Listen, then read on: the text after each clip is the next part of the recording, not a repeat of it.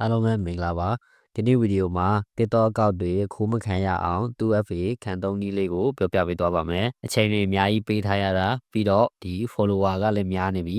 like တွေ view တွေကလည်းတက်နေပြီကိုပင်ပင်မန်းမန်းနဲ့စောထားရတဲ့ကိုယ့်ရဲ့အကောင့်လေးကိုတခိုးလက်ကနေပါမသွားဘူးဆိုရင် 2FA ဆိုတာမဖြစ်မနေလောက်ထားရပါမယ်အခုဗီဒီယိုမှာ 2FA ဆိုတာဘာလဲဘာလို့အရေးကြီးတာလဲပြီးတော့ဘယ်လိုအသုံးပြုရမလဲဆိုတာကိုအသေးစိတ်ပြောပြပေးသွားပါမယ် 2FA ဆိုတာ Two Factor Authentication ရဲ့အတူကပါရိုးရှင်းဆုံးပြောရရင်တော့နှစ်ထပ်ခတ်ထားတာပေါ့နော်တရားရောက်ကကိုယ့်အကောင့် password ကိုသိသွားရင်တောင်ကိုယ်မှာရှိတဲ့ဒီ code ကိုမသိရင်ကိုယ့်အကောင့်ထဲဝင်လို့မရအောင်တားဆီးပေးထားတဲ့စနစ်ပါတားဆီးပေးထားတဲ့စနစ်ပါအခုခေတ်မှာကဒီ password တစ်ခုနဲ့မလုံလောက်တော့တာကြောင့် 2FA ကိုမဖြစ်မနေ set လုပ်ထားသေးပါတယ် Two Factor Authentication ကိုဖွင့်ဖို့ဆိုရင်အရင်ဆုံးလုပ်ရမှာက Google Play Store ကနေဒီ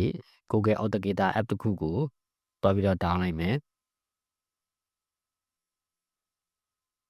Okay download ပြီဆိုလို့ရှိရင်ဒီ Google Authenticator နဲ့ချိတ်ဆက်ဖို့အတွက်ဒီ Gmail account တစ်ခုတော့လိုမှာနော် Google account တစ်ခုလိုမယ်ဒါဆိုလို့ရှိရင်ဒီကောင် download ရင်ဒီမှာ open နဲ့ဖွင့်လိုက်မယ်ပြီးရင်ဒီမှာ get step ကိုနိုင်မယ်ပြီးလို့ရှိရင်ဒီနေရာမှာဒီ continue app ကိုယ့်ရဲ့ account ကို continue app account တစ်ခုနဲ့ဒီချိတ်လိုက်မှာနော်Okayဒါဆိုလို့ရှိရင်ဒီနေရာရောက်ပြီဆိုလို့ရှိရင်ဒီမှာအပေါင်းလက္ခဏာနိုင်မယ်ပြီးလို့ရှိရင်ဒီမှာဒီ enter a select key ရဲ့ second QR code ရဲ့ enter a select key ရဲ့ဆိုပြီးတော့နှစ်ခုပေါ်လာမယ်အောက်ကဒီ enter a select key ကိုနှိပ်လိုက်မယ်ပြီးလို့ရှိရင်ကုတ်နိုင်နေရာမှာဒီကိုယ့်ရဲ့ဒီ TikTok account နံပါတ်ကိုထည့်လိုက်ပါနော်ပြီးလို့ရှိရင် your key မှာ key ထည့်ဖို့အတွက်ကိုဒီ TikTok account တွေကိုတစ်ချက်ပြန်ပြီးတော့ပြန်သွားမယ် TikTok account တွေကိုဝင်လိုက်မယ်ပြီးရင်ဒီဘက်ဘေးက profile ပုံစံကိုနှိပ်လိုက်မယ်ပြီးလို့ရှိရင်အပေါ်ကဒီမြင်းချောင်း၃ချောင်းကိုနှိပ်မယ်ပြီးရင်အောက်မှာ setting and privacy ကိုဝင်မယ်ပြီးလို့ရှိရင်ဒီနေရာမှာ security and permission ဆိုပြီးတော့ရှိတယ်ဒီအောက်နားလေးမှာ security and permission တွေကိုဝင်လိုက်မယ်ပြီးလို့ရှိရင်ဒီနေရာမှာ two step verification ဆိုပြီးတော့ရှိတယ်ဒီမှာ off နေတယ်ဒါကိုတစ်ချက်လောက်နှိပ်လိုက်မယ်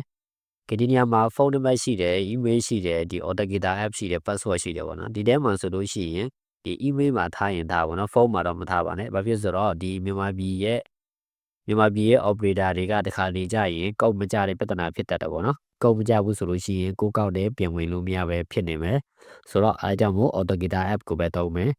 ဒါဆိုလို့ရှိရင်ဒီနေရာမှာ match ပြပြီးဆိုလို့ရှိရင်ဒီမှာ turn on ကိုနှိပ်လိုက်မယ်ဒါဆိုလို့ရှိရင်ဒီနေရာမှာဒီ Authenticator ဆိုပြီးတော့ဒီ second QR code တစ်ခုထားရပေးတယ်အောက်က key တစ်ခုပေါ့နော်ကိုက key နဲ့လောက်မှာဖြစ်တဲ့အတွက်ကြောင့်အောက်က copy key ကိုယူလိုက်မယ်ပြီးလို့ရှိရင် next နဲ့နှိပ်လိုက်မယ်ဒါဆိုလို့ရှိရင်ဒီမှာ Authenticator app ဆိုပြီးတော့ဒီမှာကုတ်6လုံးတောင်းနေပြီပေါ့နော်ဒါဒီနေရာကိုဒီမှာတစ်ချက်ဒီအလယ်နဲ့ထွက်လိုက်မယ်ပြီးလို့ရှိရင် Authenticator app တွေကိုပြန်ဝင်မယ်ဝင်လို့ရှိရင်ဒီမှာ your key နေရာမှာဒီမှာ paste လုပ်ထည့်လိုက်ပါနော်ပြီးလို့ရှိရင်ဒီမှာ add cloud ကိုနှိပ်လိုက်မယ်add cloud ကိုနှိပ်လိုက်မယ်ဆိုလို့ရှိရင်ဒီနေရာမှာဒီကိုယ့်ရဲ့ကုတ်6လုံးကိုသူက10မိနစ်ခြားတစ်ခါဒီလဲပြီးတော့ပြောင်းနေတာပေါ့နော်ဒါဆိုလို့ရှိရင်ဒီကကုတ်ကိုတစ်ချက်လောက် copy ယူလိုက်မယ် copy ယူရင်လည်းဒီ10မိနစ်အတွင်းမှာဒီဘက်ကိုမိအောင်ထည့်ပါနော်ဒါဆိုလို့ရှိရင်ဟိုဘက်ကကုတ်6လုံးကိုဒီမှာထည့်လိုက်မယ်ဒါဆိုလို့ရှိရင်ဒီမှာသူကဒီ format ထည့်မလားပေါ့နော်မထည့်တော့ skip နဲ့ကြော်လိုက်မယ်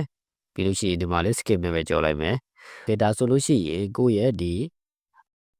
ဒါဆိုလို့ရှိရင် 2FA set up လုပ်တဲ့ဒီလုပ်ငန်းစဉ်ကိုလှုပ်ဆောင်လုပ်ပြီးပါပြီဒါဆိုရင်ကိုယ့်ရဲ့အကောင့်ကိုလုံလုံခြုံခြုံတုံးပြလို့ရပါပြီ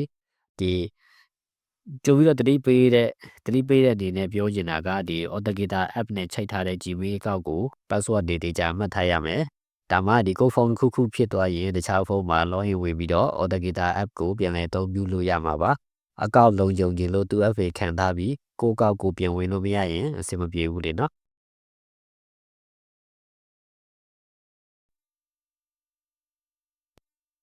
အဆင်မပြေတာတစ်ခုရှိရင်ဒီ comment box မှာပြောပြပေးပါဗီဒီယိုကိုစောင့်နေထိကြည့်ပြီးတဲ့အတွက်ကျေးဇူးတင်ပါတယ်